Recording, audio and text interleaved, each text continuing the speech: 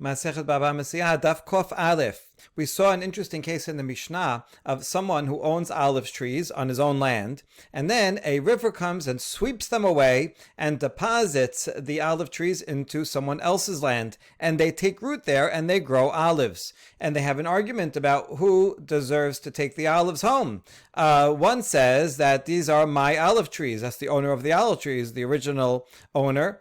So they're my olive trees that happen to be on your property, but they're my olive trees that grew them, therefore they're my olives. Whereas the person that owns the land where it was transplanted says, this is my land, and it was my land. The nutrients from my soil is what grew these olive trees. So they both have a good point, and therefore they split it. We're going to analyze that portion now. Shataf nahar zetav amar ula amar resh lakish lo shanu ela shene'ekru begushehen ulachar shalosh ava betoch shalosh hakol shabal hazetim damar le iat natat betoch shalosh mi hava achlat.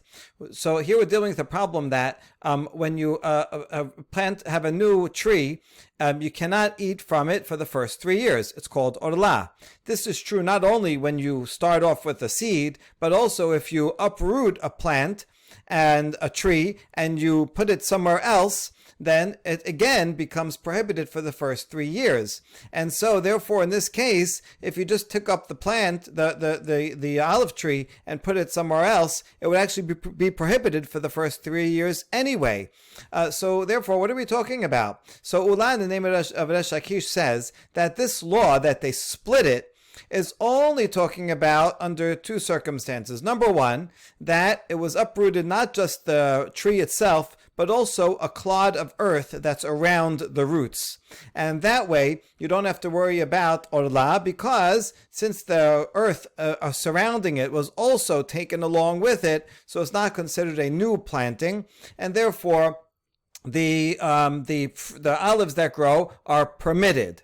Now, even though they're permitted, you wouldn't have to divide it evenly until after 3 years, right? The 4th year and on, then they have to divide it. That's what the Mishnah was talking about. But if it's during the first 3 years, then the owner of the trees, that's the original owner, gets 100%. Why? Because he can make a claim to the owner of the land. If you had planted them yourself, then for the first 3 years, you would not have been able to eat them, right? Because it would be orla. So therefore, although, yes, your land is contributing, but your land contributing actually is a detriment during the first 3 years. Because if it's really from your land, then that would be, and even if you planted it from new, it would be no good. And therefore, you cannot eat from the first 3 years no matter what. The only reason I can is because it came with a clump of earth from my field and is growing from that. So therefore, it's not subject to orla, but this is all my doing, right? And so therefore, it's on account of my trees and my land that I can eat for the first 3 years. So he gets 100% for the first 3 years. Only after 3 years, then the owner of the land could say, listen, I could have planted trees, and then they would have been permitted from then on. So then he has a claim to take some of it. Okay, so that is the opening statement of Resh Lakish. But now we have a counter. But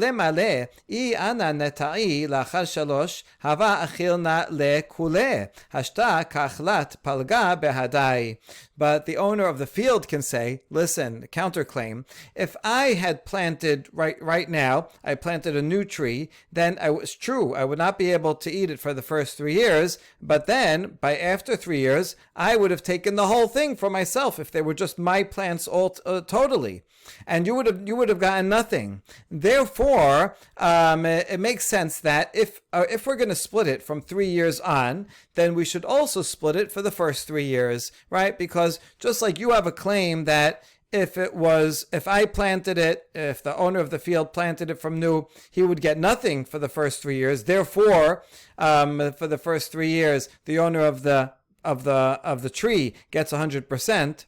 But the counterclaim is, if I had planted it from new, then after 3 years, I would get 100% of it. And so if you're going to say that the owner of the tree gets 100% during 3 years, and then the owner of the land gets 100% after that. You could say that. But if you're going to claim half from 3 years and on, then I should also get half for the first 3 years.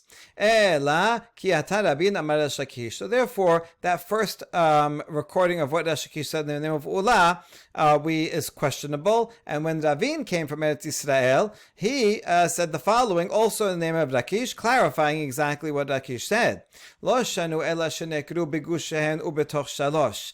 Aval achar shalosh hakol leba'al karka. So now he said, Resh Lakish said that our Mishnah that says Yachloku is only referring to a case where it was uprooted together with a clod of dirt around it, and also within the first 3 years, that's when you split it. But after 3 years, then the owner of the land gets everything, 100%. Damarle iana netai leachar shalosh mila v'achilna lekule, because the owner of the land can say, if I had planted it right from the beginning, my own trees, then I would have been able to eat 100% after 3 years. And therefore, you did not benefit from me. You did benefit me for the first 3 years, because there, it's your trees that came with a clump of earth that makes it permissible. Otherwise, it would have been prohibited for me. But it is, after all, on my land. So for the first 3 years, I acknowledge that you helped out, so we get half. After 3 years, I could have planted them myself, so I keep 100%.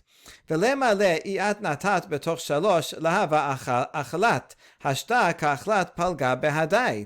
now we have a counter from the owner of the trees, and he says, wait a second, if you had planted in the beginning of the 3 years, you would not have been able to eat, right, for all those 3 years. And so now, why should you get half? Why is it fair that you should get nothing for the first 3 years?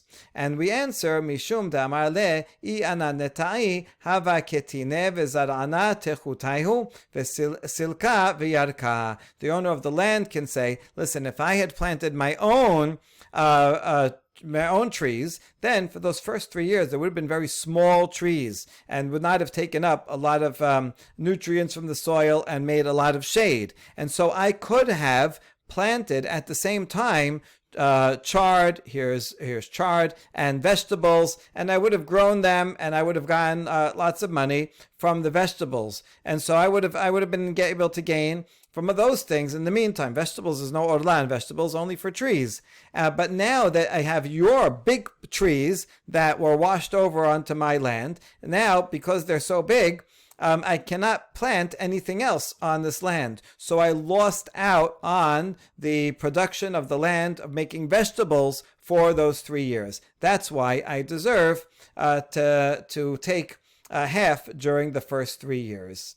All right, Tana. Amar hala zetai ani notel en shom'in lo. Now let's say, and you have a similar case. One person has olive trees, they get washed away, and they go and they take root in someone else's field. So let's say the owner of the olive trees decides, after they already take root, you know what? These are my olive trees. I want them back. I'm going to go take them. If my lawn chair flies over into your yard, obviously I can go and take it back. It's my lawn chair. So if he wants to, can he take it back? And this Baraita says no. He is not allowed. The owner of the trees is not allowed to uproot them from his neighbor's yard. My ta'ama, Amar Rabbi Yochanan, Mishum Yishub Eretz Yisrael, Amar Rabbi Yirmiyah, Kegonda Sericha Rabba. And Rabbi Yochanan explained it's because of the mitzvah to settle the land of Israel.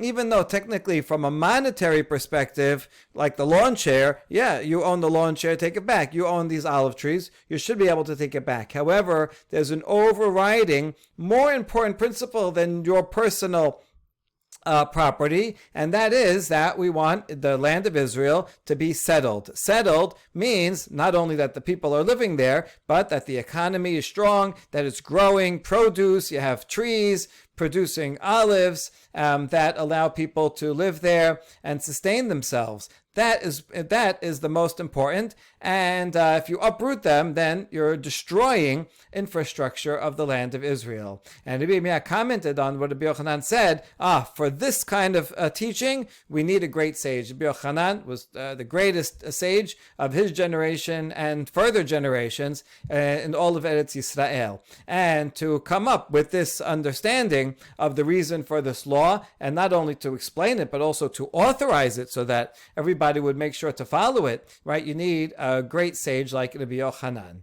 Tanan hatam, Rabbi Yehuda omer, hamekabel sedeh avotav min hanochri me'aser v'noten lo. Interesting Mishnah Masechet Demai. Someone, when it says mekabel, it doesn't mean he's buying it. It means he acts as a sharecropper. A Jew is a sharecropper for an ancestral land from a non-Jew. We'll talk about what this ancestral land means, but basically, this is land in Israel that's owned by a non-Jew, and the non-Jew hires a sharecropper. The way a sharecropper works is they make a deal of percentage. Let's say 50%.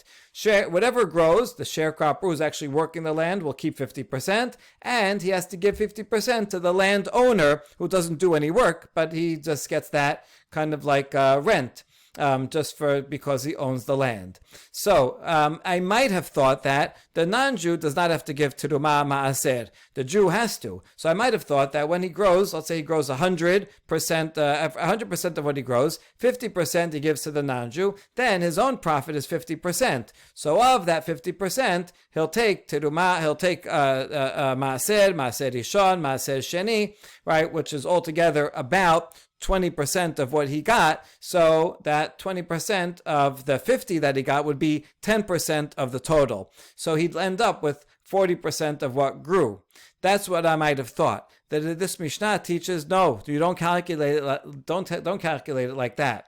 Rather, the sharecropper gets 100, takes 100. He grows 100% of everything that grows. First, he takes maaser, means 20% he's giving to the Levi or to the poor person, and then of the rest of it, the 80%, he still has to give 50 of it to the owner.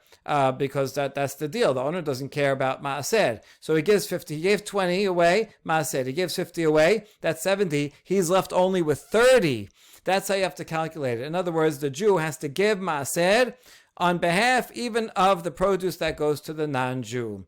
Now let's analyze this. Sevaruha, ma'aseh avotav. Now according to the Yehuda, what does the ancestral land mean? Eretz Yisrael. It means a land of Israel, even if it's not this guy's personal ancestors from his grandfather, great-grandfather, immediate ancestors, but it's still called. All of land of Israel is called ancestral land. Because the whole land of Israel is the field of Abraham, Yitzhak, Yaakov, and therefore the point is to specify land in Israel, as opposed to outside the land of Israel, where Maaser does not apply. And it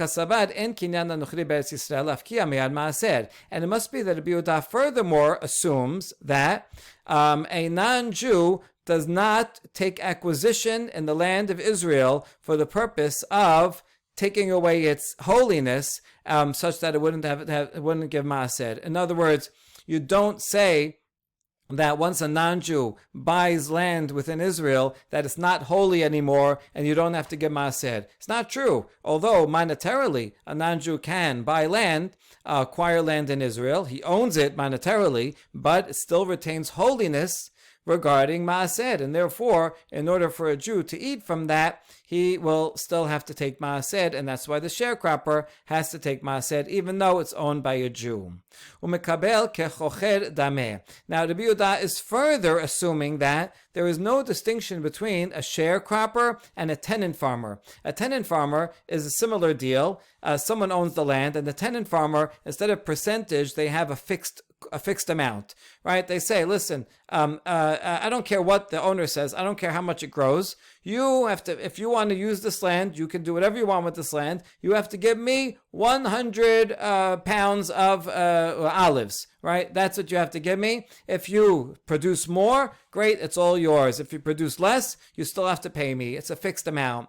Okay, so ma choked ben avad ben lo avad ba'e asure umetan le techi poreh chovato dameh af mekabel nameh ki poreh chovato dameh me'aser venoten lo. Now I see there's more reason to think that a tenant farmer would have to give maaser, because since he's giving a fixed amount, that's more like he's renting the land, and for the time of rental, he owns the land. That's it. It's his land. And so there, in that case, it looks more like all of the produce belongs to him, and therefore he has to take maaser on the entire produce. Now, of course, he has to pay rent, so he owes the rent. That's like a loan. So he's paying the loan with produce. He could do it with money. He could do it with anything. So in the case of a tenant farmer, it's more likely that the tenant farmer has to take maaser. So that's that we assume. And so since the Yehuda here was talking about a sharecropper,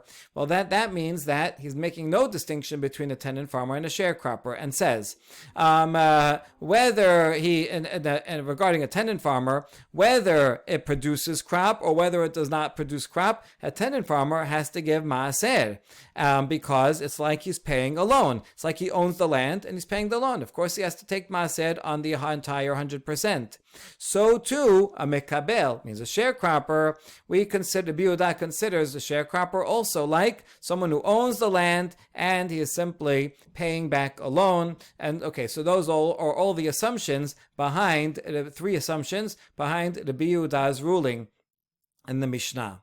Amar le Rav Kahana le Rav Papi v'amri la le Rav Zevid. Ela hadetanya. Rabbi Yehuda omer hamekabel sadeh avotav mimesik nochri me'aser v'noten lo. Ma'iri hamesik afilu en masik nameh. But now we challenge that understanding based on a baraita. So Rav Kahana asked Rav Papi, and some say he said it to Rav Zevid. What are you going to do with this baraita? Where Rabbi Yehuda, same Rabbi Yehuda says, if someone is a sharecropper, Mekabel again is a sharecropper, for ancestral land, and he's a sharecropper working for an oppressor non-Jew, a non-Jew who stole the land, or he extorted the land unjustly, and now this Jew is working for him. So as a sharecropper, the Jew has to take maaser on all of it. Now, in this baraita, we don't understand. Why does it specify only an oppressor?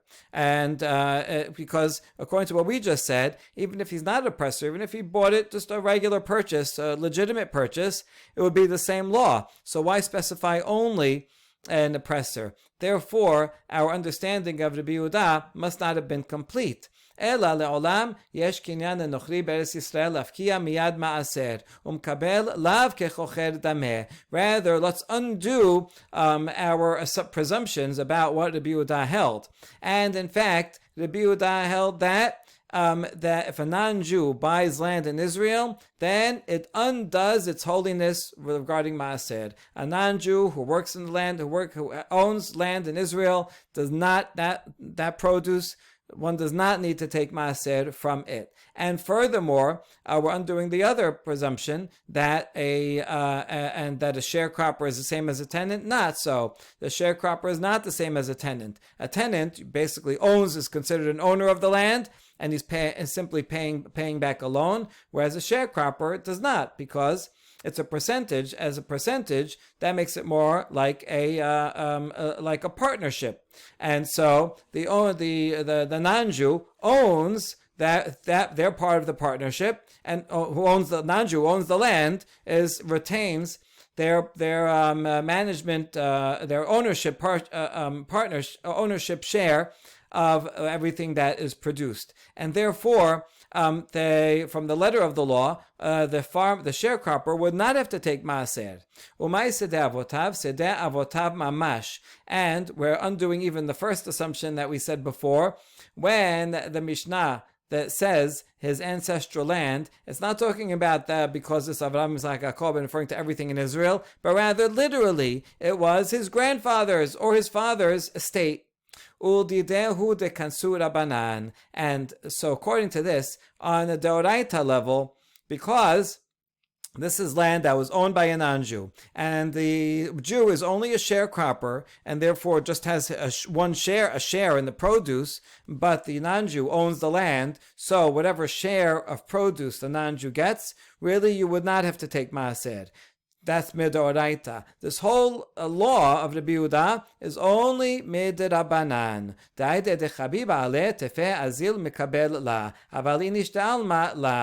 We want to give a penalty to the heir of the true owner because he loves the land. It was the land of his father, of his grandfather, so he's going to want it back. And he will therefore work harder to get it back if there is an extra penalty that he's going to have to pay twice as much in maaser. Now, a different person who doesn't own the land and is not connected to it and is not his ancestral land will not care about the land so much that he's going to go and try to buy it back in some way. So this will do this gezerah midrabanan will do two things. Number one, if the non-Jew steals it, most Jews will not be willing to be a sharecropper because they know the halacha established right here that they're going to have to pay twice as much in maaser. We saw that's a difference of 10% on their bottom line. So therefore, this will discourage non-Jews from stealing land because they know that most Jews will not be willing to be sharecroppers on it. Who would be willing to be a sharecropper? Well, the heir of the person, of the legitimate owner, of the original owner. Now that heir also is not going to want to pay double in maaser, so instead they'll go and they'll come up with money and buy it fully from the non-Jew, even though, really the non-Jew stole it from them or extorted them or gave them a low price or threatened their lives. So really it may not have been a legitimate sale in the first place, but nevertheless, now it's under the control of the non-Jew, and we want to encourage the heir to not just be lazy and say, well, I'll sit here and I'll just be a sharecropper on my own land, and I have to pay tax anyway, so I'm paying him his share,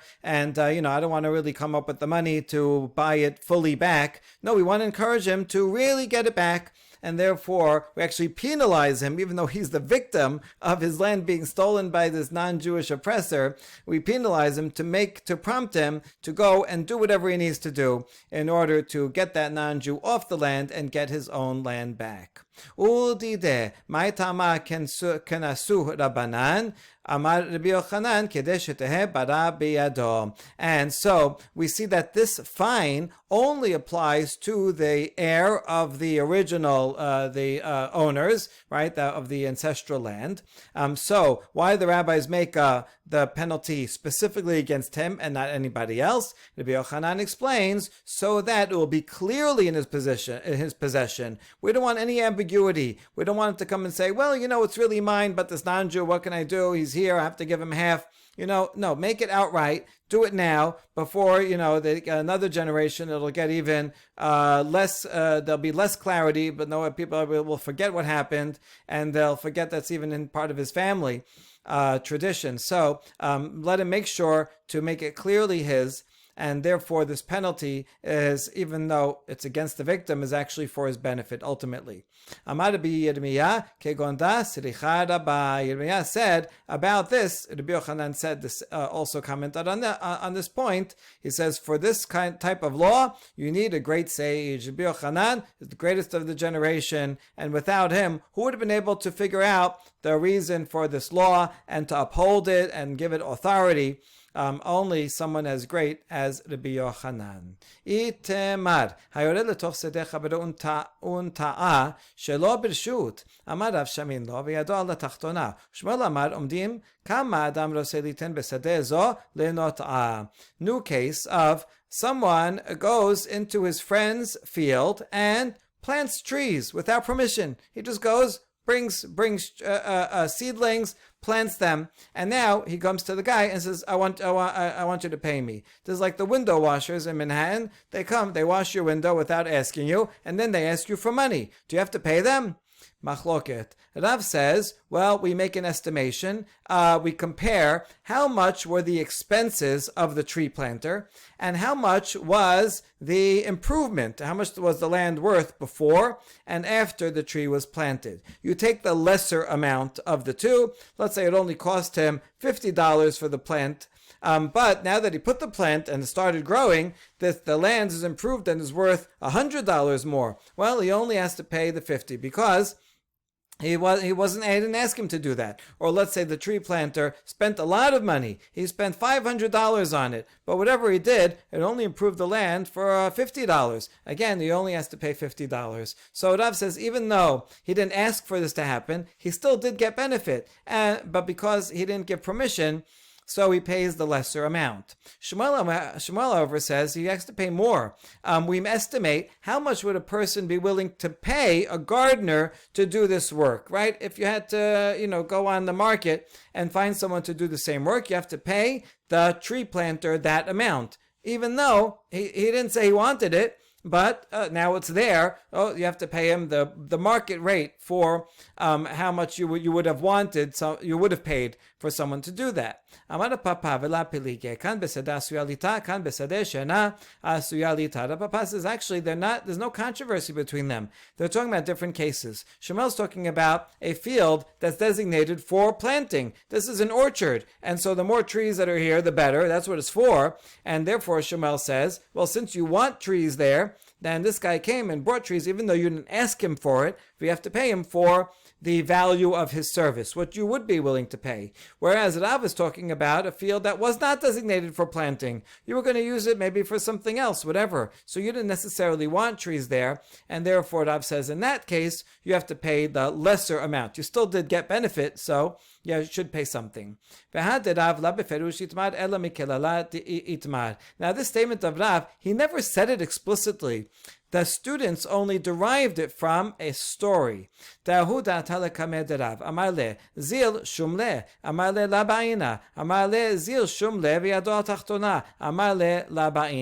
he had a case just like this, and the case came before Rav. And Rav told the owner of the field, go pay the tree planter. And the owner says, I don't want the trees. I'm not paying anything.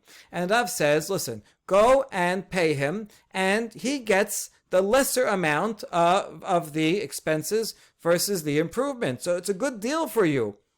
Maybe the improvement on your field is 100 and you only have to pay 50. So it's a good deal, even though you didn't ask for it.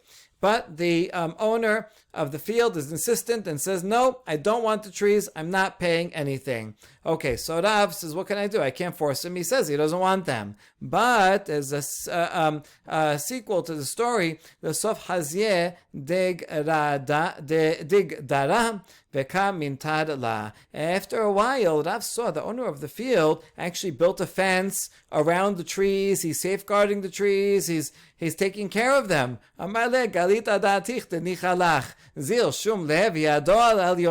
So Rav says, see, now your actions demonstrate that you actually do want the trees, right? Maybe you didn't ask for them, but now that they're there, you like that they're there and you're safeguarding them. Therefore, you are benefiting them and you have to pay. And now that you gave me all this trouble, if you had agreed in the beginning, then you could have paid the lesser amount. Now you have to pay the higher amount. The tree planter's hand, he has the upper hand, and you have to pay him the higher value between his expense and the amount of improvement. Itemar hayored letoch churbato shel chavero ubnaa shelo b'reshut v'amar lo etzai v'abanai ani noter. Rav Nachman amar shom'in lo. Rav Sheshat amar en shom'in lo. Okay, a similar case, but this time about building. Someone goes to someone else's ruin, right? A guy owns some land and it has a ruin on it, a broken house. And this guy, the builder, goes and he brings his own materials. He brings beams and wood and bricks, and he builds a nice house there without permission of the landowner. And then after a while, the builder says, you know what? I want my building material back. I'm taking it back. In doing so, he's going to have to dismantle the very house that he built.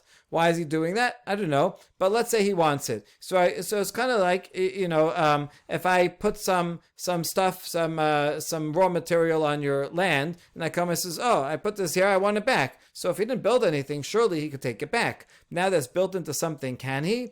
Rav Nachman says, yes, we listen to him. You put your stuff here, you happen to put it in a nice way, that's a building, but you can take it back and dismantle the building, it's yours.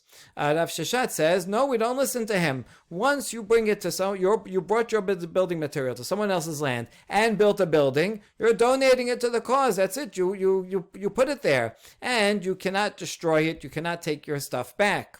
We have a challenge. Rabban Shimon ben Gamliel omer, Bet Shammai omrim shomin lo, Bet Hillel omrim en shomin lo. Lema Rav Nachman tamar ke Bet Shammai. Rashbag has a tradition that Bet Shammai says in this exact same case that we listen to the builder, he could take his material back, and Bet Hillel says, no, you built a house, that's it, you have to leave the house. So if we make them parallel, then that would mean that Rav Nachman is following the opinion of Bet Shammai. Is that true? Well, we already established halachas like Bet Hillel. How could he follow Bet Shammai?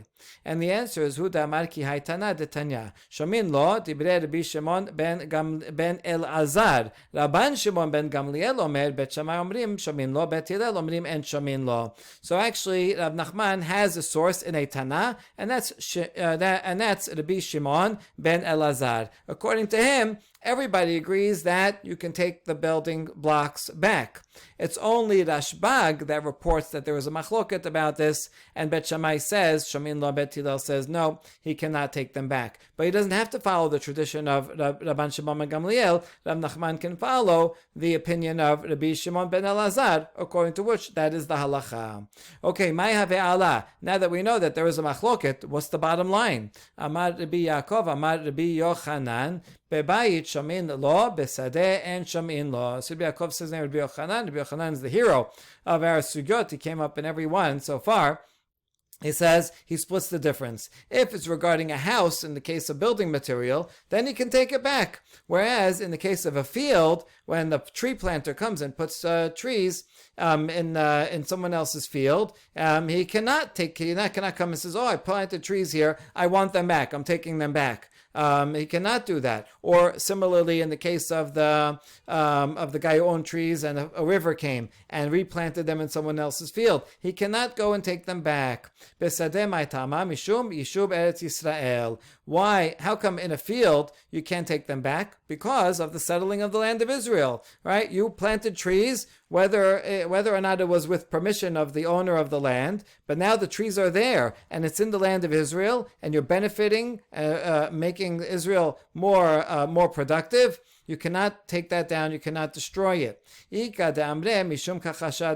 a different reason is because then that would be weakening the land. Once you plant a tree and it takes root, now if you go and dig it up, then it would be ruining the land. It would not be as good as it was before the tree was there for planting the next thing. So it's not fair to go and plant a tree in someone else's field and then come and say, oh, that's my tree, I want it back, I'm going to uproot it. Now you're actually causing a loss to the owner of the field. That's why you can't do it. My benayu ika benayu chusar haaretz. So what would be a practical difference between these two reasons if it was outside the land of Israel? In that case, the first reason does not apply. Right? Outside the land of Israel, there's no special mitzvah to settle that land, and therefore, if someone plants a tree there and then says, "Oh, it's my tree. I want it back." Okay, so now there's no tree there. It doesn't matter. But if it's ruining the land of the landowner, then that's a legitimate claim, no matter where it is. Next Mishnah: Hamaskir bayit l'chavero b'mot hageshamim eno yachol lehosi'o min hachag ve'ad haPesach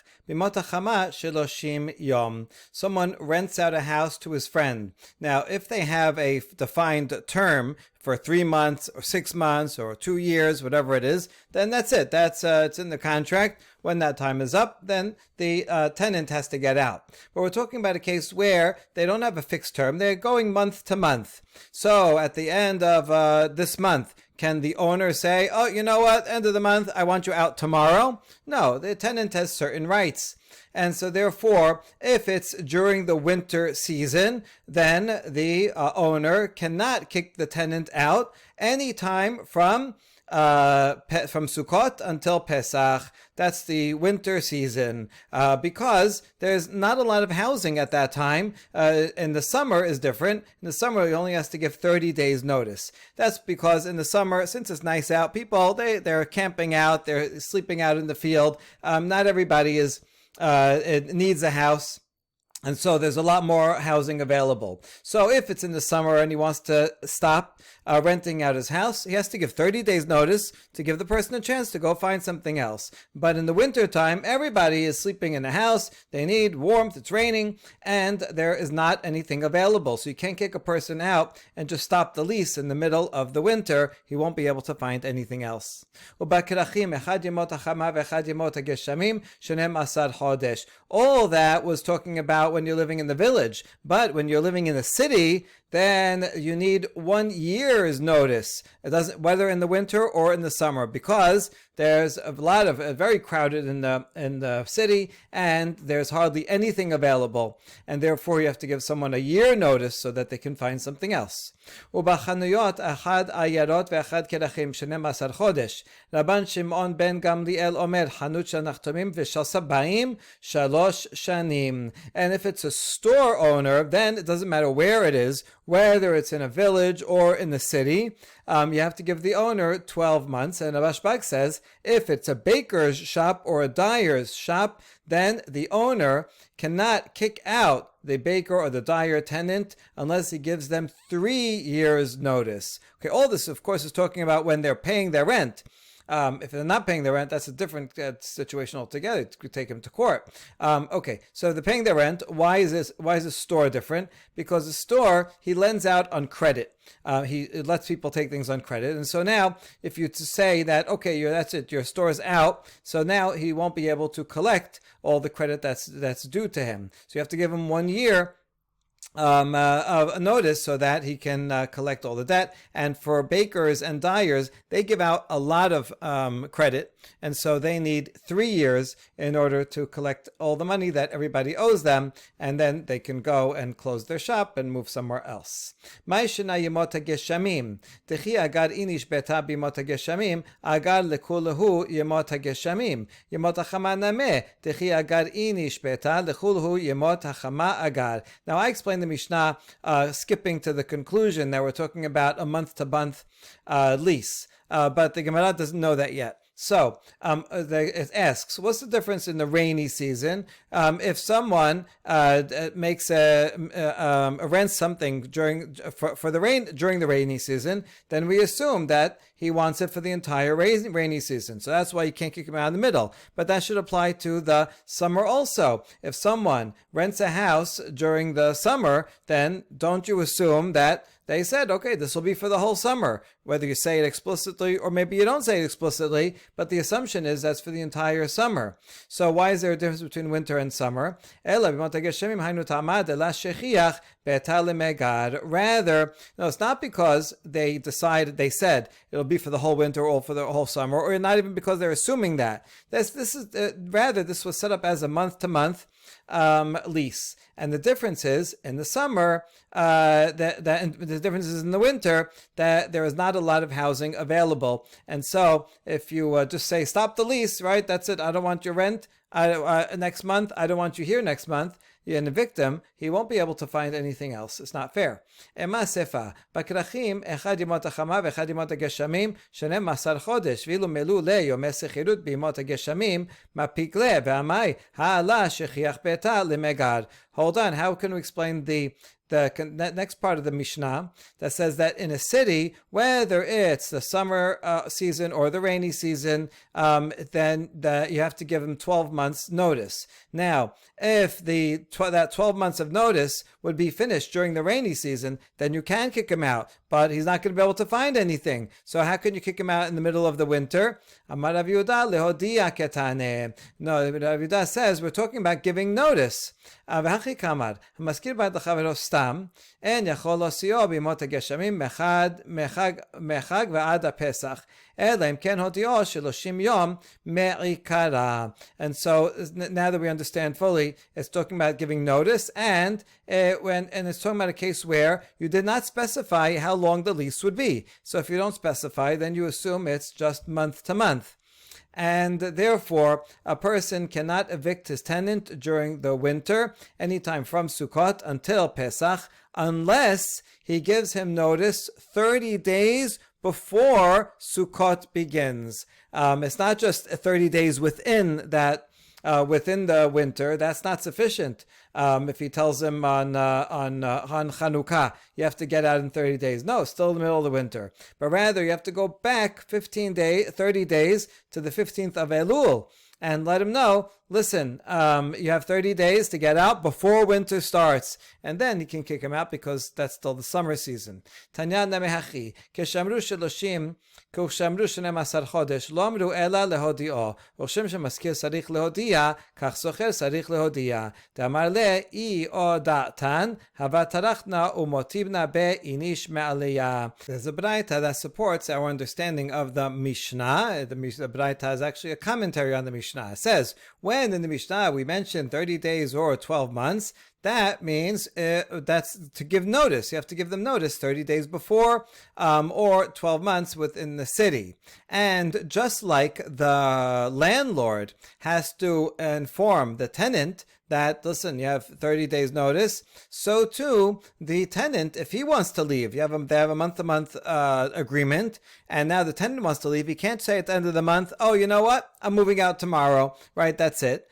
Because the owner can say, listen, if you had given me some notice, then I would have went and found another good tenant. And now you're leaving me high and dry. It's going to take me, some time to find a new tenant. So however much notice the owner has to give the tenant has to give that notice, same amount of notice to the owner if he wants to leave, or at least you have to find another suitable tenant. Rambam adds that if he says, oh, look, here's another tenant, but he's a lowlife, a bad guy with bad credit, then the owner can say, no, I don't want a guy like that. I want an upstanding person.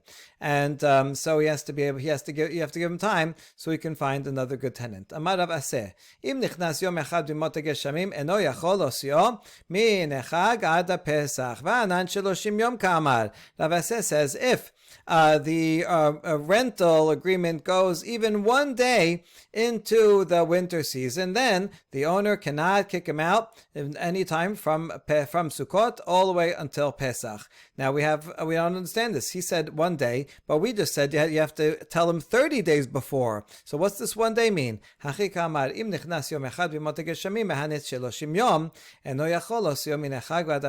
means like this. If that 30-day notice enters into the winter season even for one day. In other words, he gave him notice 29 days before Sukkot. Okay, so you say, well, it's mostly before Sukkot, just only one day that went in. No, that's it. If you don't have a full 30 days, then he didn't inform him by 15th of Elul, then he cannot get the tenant out all the way until Pesach. Amar Rav Huna, v'im bal rabot bedameha marbe. Amar Rav Nachman, hai lenakteh bechubseh dil shabkeh leglima.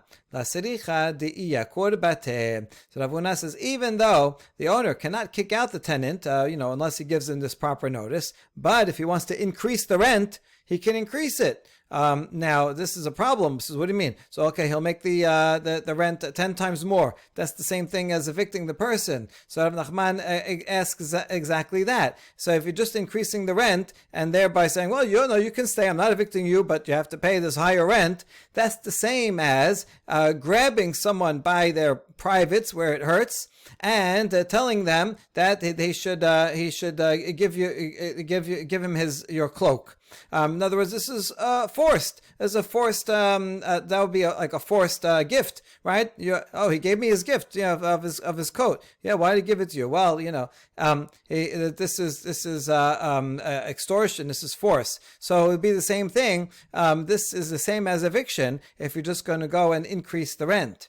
So we answer, no, we're talking about a case, a situation where the housing market went up in general. So if the market went up in general, then the landlord could say, listen, there's from last year to this year, there's been a 7% increase in the market, so I'm increasing your rent. That is legitimate. But he can't just go and triple the rent just to get him out.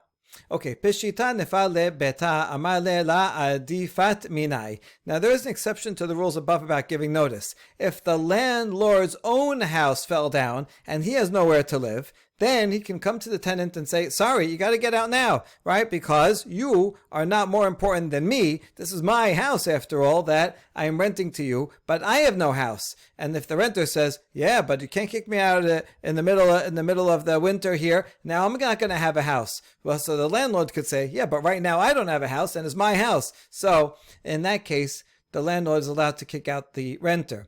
Zabene o orte o yehabebe matana ma'ale la adifat migabra de'atet minehem. And another also obvious case, but now obvious in the other way, if the landlord decided to sell, or he died and bequeathed, or gave a gift of this house to someone else, the renter is allowed to stay there, because the renter can say, you are no better than the previous owner, and the previous owner gave me, allowed me to live here and rent from him, so instead of paying him the rent, I'll pay you the rent. But if you want me out, you have to give me the same amount of notice that the previous owner would have given me.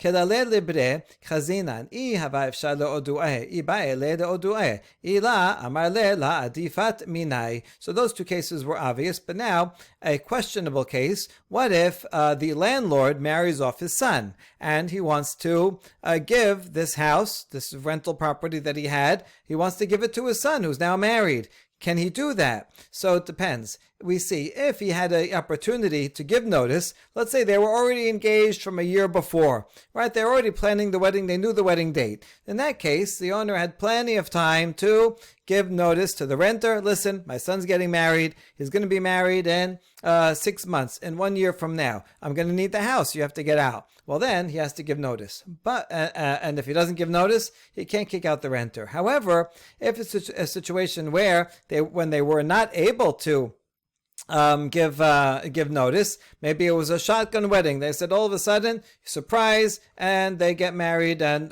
within less than a month. And so there was no possibility of giving notice, or maybe it's in a faraway place and they couldn't communicate that far. In that case, the owner says, you are not better than me. Your needs are not better than my needs. I need my son to live here, and he has nowhere to live. He's married now. He needs a house. So you're going to be out in the street? Well, better you be out in the street than my own son. Now we have a great story about this guy. He had a boat. Arba is a boat of wine, and he didn't have anywhere to store it. This boatload of wine came in. He needs a warehouse. So he goes to a woman. Maybe she had a big house. And so he says, do you have any room that I can rent? I want to rent some space. You have a big house. She said no, she didn't want to. Azal Kiddisha. So he has a good trick in mind. He took her out on a date. He said, you look so beautiful. I want to marry you. She said, okay. Very romantic. And so then they do Kiddushin. Now, this is her husband. So she gives him space. She moves things out of the basement. Here, you could put your wine here, right? After all, it's her fiancé. Once he moved all his wine in, now his wine is safe. It's in a warehouse. The guy went back home. He wrote a get and divorced her. That was all a pretense. He only did Kiddushin to convince her just to get some warehouse space. Okay. So